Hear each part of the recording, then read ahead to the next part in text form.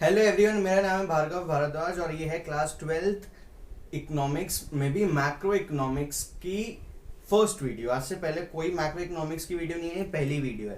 पहली वीडियो की स्टार्टिंग में कर रहा हूँ सेकेंड यूनिट जो नॉर्मली बच्चों के स्कूल में होती है, that is money and banking. First unit national income, ज़्यादातर टीचर्स इसे सबसे पहले करवा के ऐसे ही घसीटा मरवा के इसे छोड़ देते हैं। I am not saying all, I am saying most of the teachers. पर ऐसा मानना है मेरा कि इसमें थ्योरी बहुत है, इसमें प्रैक्टिकल मतलब फॉर्मूलेज बहुत हैं। बच्चों को आधी बार यही समझ में नहीं आता क्या चीज़ हमें इंक्लूड करनी है, क्या चीज़ इंक्लूड नहीं करनी है। और ये मैथ्स तो है नहीं जो आप इसे रोज रोज हर हफ्ता ऑन अ डेली बेसिस इसको रिवाइज कर सको। इसलिए क्या इसका सॉल्यूशन है कि इस यूनिट को करो सबसे एंड में एग्जाम से। अभी आपका जो सबसे प्रायोरिटी रहनी चाहिए कि आप बाकी यूनिट्स को, बाकी चैप्टर्स को जल्दी जल्दी अच्छे से करके निपटा दो। लास्ट में एग्जाम से पहले इस यूनिट को करेंगे ताकि नया नया ताज़ा ताज़ा चीज़ें दिमाग में रहें और फिर से उसको रिवाइज करने की ज़रूरत ना पड़े। ठीक है, फ्रेश दिमाग में रहेगा तो ज़्यादा बेटर होएगा। या अभी करके छोड़ दिया फिर डायरेक्ट एग्जाम में टच कर रहे हैं, that is more dangerous. Okay, तो ये है मनी एंड बैंकिंग। आज हम लोग इस पूरे यूनिट को, मनी एंड बैंकिंग की यूनिट को मैंने 3 पार्ट्स में डिवाइड किया है। आज है पार्ट 1। आज है पार्ट 1।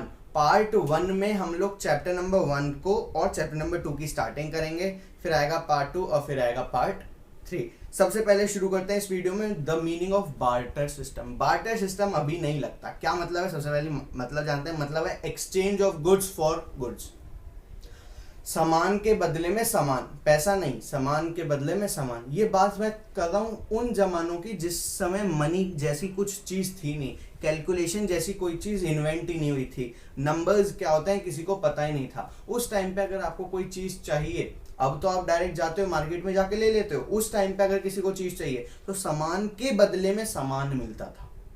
आपने एक कटोरी दाल ली, उसके बदले में अ बास्केट ऑफ पोटैटोज ले लिए, या आपने एक कटोरी दाल दी, उसके बदले उसके बदले में आपने चावल ले लिए।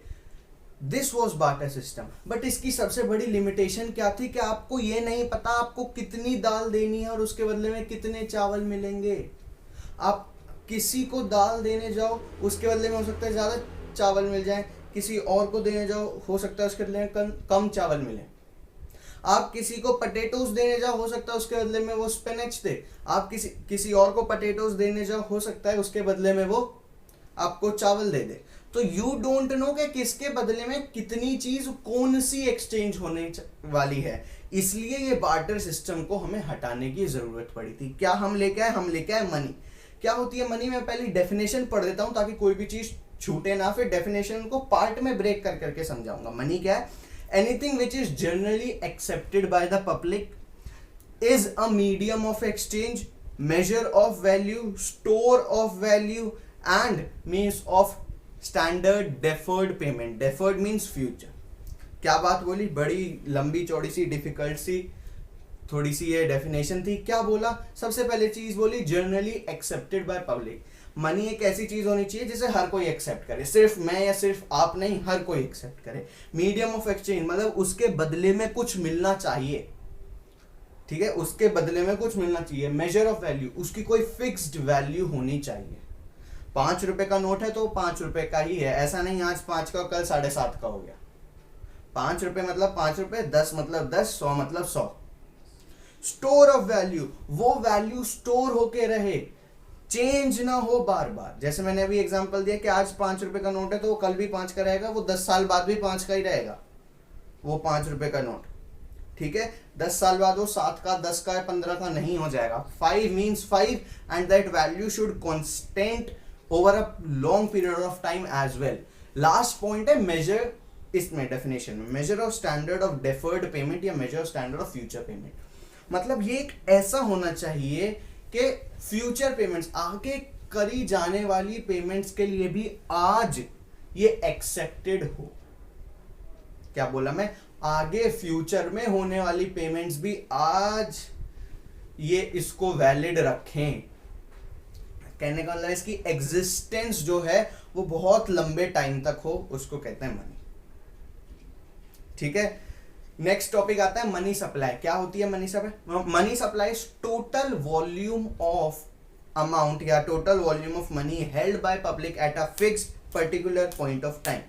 एक समय पे, आज अभी इसी वक्त पूरी कंट्री में लोगों के पास कितना कैश, टोटल कितना वैल्यू ऑफ मनी उनके पास है, जेब में है अभी, दैट इज मनी सप्लाई। ठीक है, जो बैंक में है, जो अभी है, वो सारी चीजें मिलके मनी सप्लाई। कितना पैसा मार्केट में घूम रहा है, कहने का मतलब कितना पैसा आज इस समय मार्केट में घूम रहा है, that is known as money supply. क्या तरीके हैं इसको मेजर करने के? 4 तरीके हैं, M1, M2, M3, M4। हमारे सिलेबस में हम डेफिनेशन सबकी पढ़ेंगे, डेफिनेशन ही बेसिकली फॉर्मूला चारों का देखेंगे, बट पढ़ेंगे मेजरली हम सिर्फ एक M1 को। क्यों पढ़ेंगे वो आगे पता चलेगा। मेजर्स क्या हैं इसके? M1 बेसिक मेजर है, सबसे ज्यादा, कोई दिक्कत नहीं है। इसको ट्रांजैक्शन मनी भी कहा जाता है। क्या है इसका फॉर्मूला? है M1 is equal to currency and coins held with the public plus demand deposit of public with commercial banks plus other deposits with RBI. Commercial bank मैंने यहाँ पे एक टर्म यूज करी, इसका मतलब नॉर्मली अभी के लिए समझ सकते हैं ऐसे बैंक जो नॉर्मल हम अपने आसपास देखते हैं, जैसे SBI हो गया, HDFC, bank of Baroda, axis bank, whatever, ये सारे आते हैं कमर्शियल बैंक्स की कैटेगरी में। RBI is a central bank. Central bank और कमर्शियल बैंक क्या होते हैं, आगे आने वाली वीडियो में, आगे आने वाले पार्ट में आपको क्लियर हो जाएगा जब हम बैंकिंग वाला चैप्टर करेंगे। इस चैप्टर का नाम है मनी, तो जब हम बैंकिंग वाला करेंगे तब बहुत ज्यादा आपको क्लियर हो जाएगा। ठीक है, क्या है फॉर्मूले के हिसाब से चलते हैं। फॉर्मूले में पॉइंट नंबर 1 था currency and coins held by public, तो it includes every paper note and coins held by public. Currency and coins held by public का मतलब है पेपर नोट या कॉइन्स हेल्ड बाय पब्लिक। क्या क्या आता है इसमें? पॉइंट नंबर 1, सारे सिक्के या नोट, 5 के, 1 के, 10 के, 20 के, 50, 100, 500, 1000, 2000, सब के सिक्के या फिर कॉइन्स इसमें इंक्लूड होते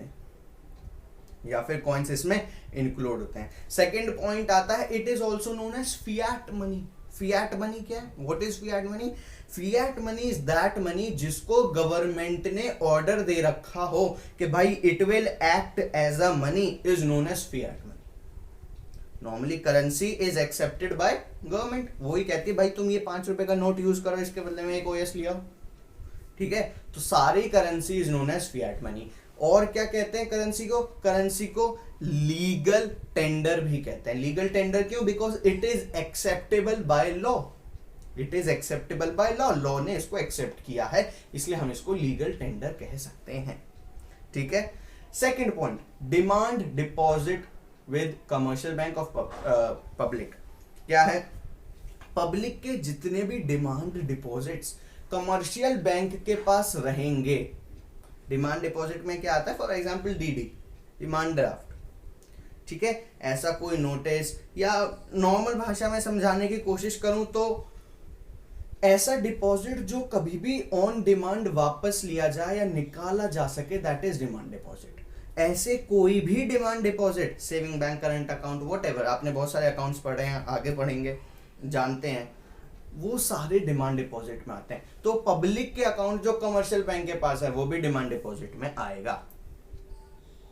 ठीक है, इस चीज को, इस डिमांड डिपॉजिट को आप कभी भी कैश में कन्वर्ट कर सकते हो, आप कभी भी कैश में कन्वर्ट कर सकते हो। और ये डिमांड डिपॉजिट भी payment of mode of payment के तरह से एक्सेप्टेबल होंगी। For example DD, demand draft का क्या मतलब होता है? एक तरीके से आप प्रॉमिस लिख के दे देते हो कि मैं इस बंदे को 5 लाख रुपए आगे आने वाली इस टाइम पे दूंगा, और वो अगला बंदा, सामने वाली पार्टी, सेकंड पार्टी एक्सेप्ट भी कर लेती है, because that is a means of making payment. ठीक है, थर्ड पॉइंट आता है अदर डिपॉजिट्स विद RBI। तो ये अदर डिपॉजिट्स क्या है भाई? क्या क्या डिपॉजिट्स RBI के पास हो सकते हैं? फॉरेन बैंक के डिपॉजिट हो सकते हैं, फॉरेन गवर्नमेंट के डिपॉजिट हो सकते हैं, किसी फाइनेंशियल पब्लिक इंस्टीट्यूशन के हो सकते हैं, वर्ल्ड बैंक के हो सकते हैं, आईएमएफ इंटरनेशनल मॉनेटरी फंड के हो सकते हैं। तो ऐसे जितने भी डिपॉजिट जो हमारी कंट्री के नहीं हैं और वो आरबीआई के पास हैं, वो भी इसमें इंक्लूड होंगे। But point two mark is, government का पैसा या कमर्शियल बैंक्स का पैसा आरबीआई के पास जो है वो इंक्लूड नहीं होगा। अब आरबीआई और कमर्शियल बैंक अलग कैसे, वो समझते हैं। आरबीआई और कमर्शियल बैंक बहुत अलग अलग है। कमर्शियल बैंक डील करता है डायरेक्ट नॉर्मल पब्लिक से, आरबीआई नॉर्मल पब्लिक से डील नहीं करता, वो गवर्नमेंट और कमर्शियल बैंक से डील करता है। और कमर्शियल गवर्नमेंट, उसके बाद आरबीआई, तो आरबीआई डील करता है अपने ऊपर वाले गवर्नमेंट से और नीचे वाले कमर्शियल बैंक से। कमर्शियल बैंक डील करता है अपने ऊपर वाले आरबीआई से और उससे नीचे वाले मतलब नॉर्मल पब्लिक से, ठीक है।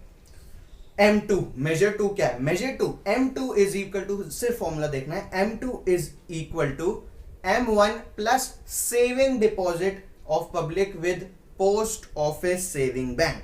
पोस्ट ऑफिस में भी लोग अपनी एफडी कराते हैं, वहां पे भी बैंक्स खुल सकते हैं, अकाउंट्स खुल सकते हैं, तो वहां की जितनी भी सेविंग्स हैं plus M1 will amount to M2। M3 क्या होता है? M1 plus net time deposit with bank, मतलब बैंक के पास एक पर्टिकुलर टाइम पे जितनी टोटल डिपॉजिट हैं, चाहे मर्जी किसी की भी, plus M1 is known as M3। M4 क्या है? M3 plus total deposit of public with post office. M4 is equal to M3 plus total deposit of post office of public, total deposits with post office of public. देखो अगर आप चारों formula में देखो तो ध्यान से, M1 इंक्लूड हो रहा है डायरेक्टली या इनडायरेक्टली, M2 में भी डायरेक्टली M1 इंक्लूडेड है, लिखा हुआ है, M3 में भी M1 डायरेक्टली दिख रहा है, M4 में डायरेक्टली नहीं दिख रहा लेकिन उसमें M3 है, और M3 में M1 है, तो इनडायरेक्टली M4 में M1 भी आ गया। तो जब M1 चारों मेथड्स में है, इसलिए this is the point that makes it so important that we are learning only M1। So by this यहां पे आपका चैप्टर नंबर 1 खत्म हुआ। अब हम बढ़ रहे हैं चैप्टर नंबर 2 पे, ठीक है। क्या होता है चैप्टर नंबर 2? चैप्टर नंबर 2 की अगर मैं बात करूं तो एक छोटा सा टॉपिक ही हम पढ़ेंगे। अगले आई नो वीडियो थोड़ी सी लंबी हो जाएगी, तीनों पार्ट्स थोड़े से लंबे होंगे, तो आपको क्या करना है, now you have to give all your eyes as well as your ears to me. क्या है? सबसे पहला chapter 2 banking, first definition meaning of commercial bank. अभी तक हम कमर्शियल बैंक कर रहे थे। क्या होता है कमर्शियल बैंक, वो देखते हैं। क्या होता है? Institution which performs the function of accepting deposits, जो डिपॉजिट को एक्सेप्ट करे, ग्रांटिंग लोन्स दे, and make investment with the aim of earning profit. मोटे मोटे तौर पे भाई एक कमर्शियल बैंक की अर्निंग कहां से होती है? मैंने बैंक में अपना पैसा जमा कराया, मेरे को वहां से मिलेगा 5% इंटरेस्ट, फॉर एग्जाम्पल कितना? 5% इंटरेस्ट। मेरा पैसा बैंक ने आगे किसी और को लोन पे दे दिया, वहां से बैंक को मिलेगा 9% इंटरेस्ट। मिला कितना बैंक को? 9, उसे मुझे कितना देना? 5, तो 9 माइनस 5 इज 4, तो ये एक्स्ट्रा 4% जो बैंक को मिला, दिस इज इट्स इनकम। और मोटे मोटे तौर पे सबसे बड़ी इनकम, सबसे major income, main income bank की इसी तरीके से होती है। लेकिन अगला point, money creation is one of the most important function of commercial bank. अगर ये ना हो तो भाई हमारी इकोनॉमी ही ना चले। क्या है ये? बहुत इंपॉर्टेंट टॉपिक है, एक एक करके तमीज में समझाऊंगा, थ्योरी लिखवाऊंगा नहीं, प्रैक्टिकल दिखा के समझाऊंगा। इसलिए अब तो भाई पूरा ध्यान मेरे को चाहिए। कमरे में नहीं बैठे तो अपना एक कमरे में चले जाओ, अपने स्टडी रूम में, गेट बंद कर लो, ईयरफोन्स लगा लो। I don't want that you should be distracted in this concept, because इतना आसान भी नहीं है कि एक बार में समझ में आ जाएगा, और इतना मुश्किल भी नहीं है कि एक बार में समझ में ना आए। इफ यू आर अटेंटिव तो बड़े आराम से समझ में आएगा। कई लोगों को प्रॉब्लम होती है, इसलिए कह रहा हूं। अब मेरा काम था वार्निंग देना, मैंने वार्निंग दे दी, बाकी का तुम जानो। तो क्या है ये फंक्शन मनी क्रिएशन? इसको समझने से पहले हमें दो अजम्पशन लेनी पड़ेगी। अजम्पशन नंबर 1, ये बात सच नहीं है मैं जानता हूं, लेकिन आपको अपने दिमाग में रखनी है कि ये बात सच है। क्या बात? पहली बात ये कि भाई सारे पूरी कंट्री में सिर्फ एक ही बैंकिंग यूनिट है जिसको हम बैंक कहते हैं, सिर्फ एक ही बैंक है। और सेकंड अजम्पशन कि जितनी भी ट्रांजैक्शन हो रही हैं वो बैंक से होके गुजर रही हैं। ये तो थी दो अजम्पशन। एक टर्मिनोलॉजी, एक टर्म जो आपकी जाननी जरूरी है वो है लीगल रिजर्व रेशियो, LRR। क्या होता है ये? जो भी पैसा बैंक के पास आता है, आरबीआई कहता है कि आप सारा का सारा पैसा उधारी में नहीं दे सकते। कब कौन अपना पैसा वापस मांगने आ जाए, अगर कोई आ गया तो कहां से दोगे? ठीक है, तो आरबीआई कहता है कि आपको जितना पैसा आपके पास आया है एज अ डिपॉजिट, उसका कुछ परसेंट, उसका कुछ अमाउंट, उसका कुछ रेशियो आपको अपने पास रखना है होल्ड करके। और वो परसेंट, वो रेशियो क्या है, उसको कहते हैं लीगल रिजर्व रेशियो, LRR। पूरे फंक्शन को समझने के लिए हम एक एग्जाम्पल लेंगे। एग्जाम्पल ये है कि भाई एक बंदे ने या मैंने, आपने, हूसोएवर, उसने 1000 रुपए बैंक में डिपॉजिट किए हैं। आप देख सकते हैं साइड में टेबल बनी हुई आ रही होगी। मैं जैसे जैसे बोलूं टेबल पे वैसे वैसे उंगली रखते जाना, आंख देख लगाते जाना। पूरी टेबल में ही आपका कॉन्सेप्ट छुपा हुआ है। और जो भी मैं बोलूं इसको इंग्लिश में ट्रांसलेट करके बुक पे लिख दोगे तो ये इसकी थ्योरी हो जाएगी। ठीक है, क्योंकि मैं सिर्फ उतना ही बोलूंगा जो जरूरी है, फालतू कोई बात नहीं। शुरू करते हैं। एक बंदे ने पैसे 1000 रुपए डिपॉजिट किए बैंक में। आरबीआई ने लीगल रिजर्व रेशियो लगा रखा है फॉर एग्जाम्पल 20%। मतलब जो भी पैसा आएगा उसका 20% होल्ड करके रखना पड़ेगा और 80% आप आगे लोन दे सकते हो। फर्स्ट डिपॉजिट आई 1000 रुपीज की, उसका 20% दैट इज 200। वो 200 रुपीज आगे लेंड कर दिए, 200 रुपीज होल्ड करके रख लिए। बच्चा कितना? 800 रुपए आगे लेंड कर दिए। 800 रुपए जब आगे लोन के तौर पे दे दिए तो assumption number 2, every transaction has to go through that bank. तो बैंक ने क्या किया, वो 800 रुपए का लोन जिसने लोन लिया था उसके बैंक अकाउंट में जमा कर दिया। अब अगर मैं देखूं तो ये बैंक अकाउंट जो नया बना है वो पहले से नहीं था, ये नया बना है, इसमें नया पैसा आया है, अभी अभी पैसा है कितना? 800। तो हमारी डिपॉजिट 800 से इंक्रीज हो गई और टोटल 1800 हो गई। अब ये जो एडिशनल 800 रुपए अब आए हैं इसका फिर 20% रिजर्व रखना पड़ेगा। क्या रखना है? मतलब कितना हुआ? 160 रुपीज। और कितना हम आगे और लोन पे दे सकते हैं? 640 रुपीज। 640 रुपीज का हमने और आगे लोन दे दिया। उस बंदे का सेकंड अकाउंट, मतलब उस बंदे का एक नया अकाउंट खुला, उसमें फिर पैसे गए। अब डिपॉजिट 640 से इंक्रीज हो गया। और इस एडिशनल 640 का भी 20% हम होल्ड करके रखेंगे, 128 रुपीज। और आगे हम लोन पे 512 रुपए और लोन पे दे देंगे। ये साइकिल ऐसे ही आगे चलती जाएगी, चलती जाएगी, चलती जाएगी। कब तक चलेगी? जब तक हमारी इनिशियल डिपॉजिट, फर्स्ट डिपॉजिट जितनी थी वो टोटल ऑफ रिजर्व के बराबर नहीं हो जाती। मतलब जितना पैसा हमारे पास आया था वो सारा का सारा हम होल्ड करके रिजर्व बना के अपने पास नहीं रख लेते, तब तक ये चीज चलती रहेगी। ये स्टेप बाय स्टेप ये साइकिल चलती रहेगी। अब अगर आपको पता चल गया कि टोटल रिजर्व का जो है वो 1000 रुपीज है and 1000 rupees is 20% of x. 1000 rupees is 20% of x. X मतलब टोटल ऑफ डिपॉजिट्स। तो 1000 रुपीज इज 20% ऑफ एक्स। तो 1000 इंटू 100 डिवाइडेड बाय 20 आ गया 5000। तो टोटल डिपॉजिट्स आ गई 5000, टोटल रिजर्व आ गया 1000। तो लोन कितना बचा? 5000 माइनस 1000 दैट इज 4000। टोटल वाली लाइन आपके पास आ गई 5000, 4000, 1000। इसको निकालने का एक और तरीका है। क्या है भाई? 5000 कैसे निकालें? अभी हमने कैश रिजर्व सबसे पहले निकाला, उसके बाद बाकी चीजें निकाली। अब हम ये देखेंगे कि टोटल डिपॉजिट सबसे पहले कैसे निकालें और उसके बाद बाकी चीजें कैसे निकालें। टोटल डिपॉजिट निकालने का जो तरीका है हम उसे कहते हैं मनी मल्टीप्लायर। हम उसे कहते हैं मनी मल्टीप्लायर।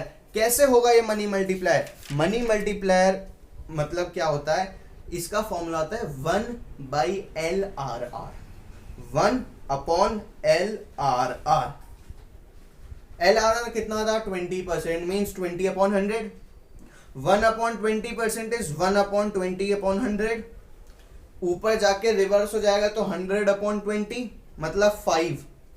तो इनिशियल डिपॉजिट का 5 times will be the total of initial deposit.